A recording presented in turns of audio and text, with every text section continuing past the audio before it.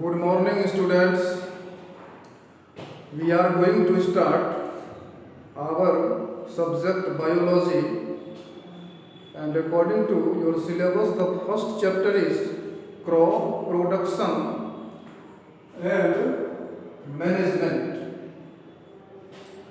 As well, you know, all living organisms require food for their survival because food provides us energy required for carrying various life processes. So, we need food for our survival. Nowadays, the population is growing on rapidly and the land for cultivation is decreasing day by day. So, it is a challenge to fulfill the requirement of our food. So, we need to manage how to produce more and more crops using less lands. So, we have to manage properly a plan to grow more and more crops. In this chapter, we will study the various stages by which we can grow more and more crops from our crop field. Farmers are those people who grow crops, who do agriculture in lands to produce grains. Crops are those plants which are cultivated in a very large area so that our requirement of food can be fulfilled.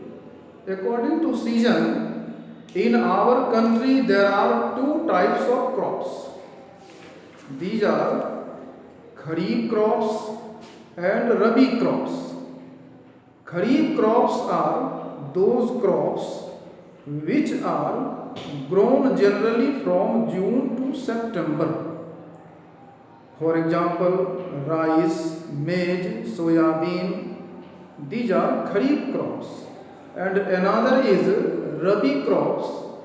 These crops are obtained or cultivated during winter season, which is a major Rabi crop which is grown in our country on a large scale. Actually, agriculture is does between these seasons give a large production. So, according to season, if we grow the crops, we can have more and more grains from the same field. Various agricultural practices are done to produce more crops from our field. These are preparation of soil. The first step which we do to grow crops is preparation of soil. For this, soil are cultivated or plugging. These are done by different instruments called plug or cultivator. Nowadays, on a large scale, tractors are used to cultivate the lands.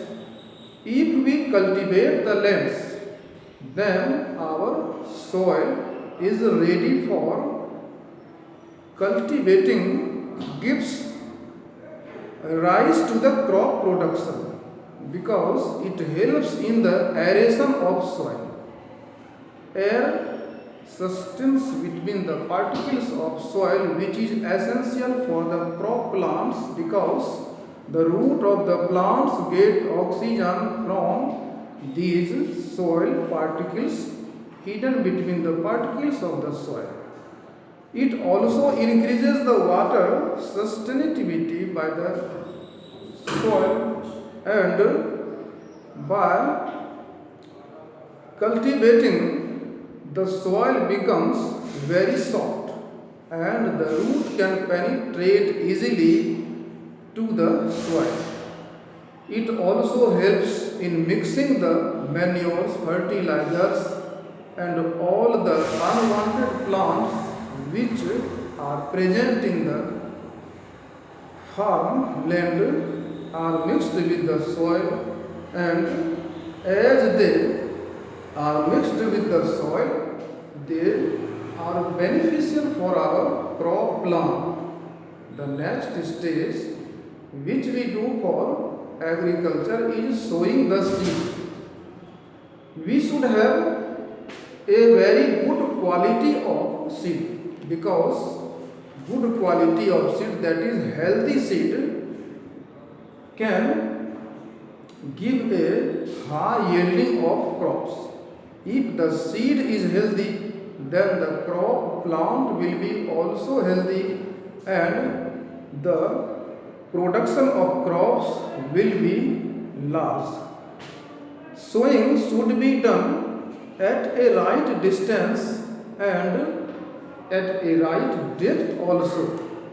High quality of seeds are sown by different processes called broadcasting, traditionally using tools, and seed drills. There are some crop plants which are transplanted, that is, they are first grown in a nursery, and then the healthy plants are obtained from the nursery and transplant anywhere else. As well, living organisms get different nutrients from the soil. We also need different nutrients, same as our crop plant also need different nutrients. So we provide nutrients to the crop plants by manuring or using fertilizers. The nutrients also are present in the soil, which is obtained by the crop plant with the help of water. But sometimes farmers also add nutrients to the soil. These are of two types, natural and fertilizers. Naturally, we add compost or remains of living organisms in the crop plants. These are called compost. Compost enriches the soil and also increases the fertility of soil, the production of crop. Fertilizers are rich in a particular nutrient, so particular crop plant are provided fertilizers for high yielding. The use of fertilizers result in a higher crop yield. However, fertilizers are harmful for our crop plant because they are used rapidly and regularly can infertile our soil. Some plants like leguminous plant contain a type of microorganism which also enrich the soil. As well, an organism, that is bacteria called rhizobium, are present in the noodles of leguminous plant. These bacteria fixes the atmospheric nitrogen and convert into nitrates. These nitrates are obtained by the plants by the help of water. So leguminous plants are rich in protein. Also, the next step, irrigation.